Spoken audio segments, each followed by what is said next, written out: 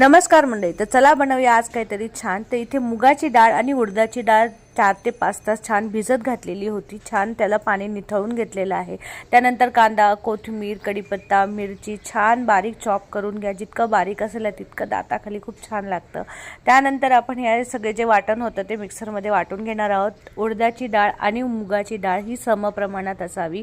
आपण इथे बनवतोय मेंदू वडे, तर मेंदू वडेमध्ये नुसती उडदाची डाळ वापरतात, तर तुम्ही कधी ना मुगाची डाळ सुद्धा वापरून बघा, तर त्याची एक चव चांगली लागते। आणि शेवटी मुगाची डाळ ही पचायला हलकी असते, उडदाची डाळ थोडी जड असते, तर थोडंसं प्रमाण साधलं जातं त्यासाठी। तर इथे ही वडे करण्याची पद्धत तुम्हाला माहीत होती का?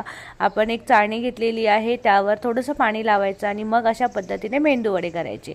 नाही केले तरी चालतात, काय तो शेप काही असो पोटातच जातं आणि वरून टेस्टी तर होतातच, पण थोडंसं शेप दिला की अजून छान वाटतं त्यासाठी। तर हा आजचा मेनू मेंदू वड्यांचा।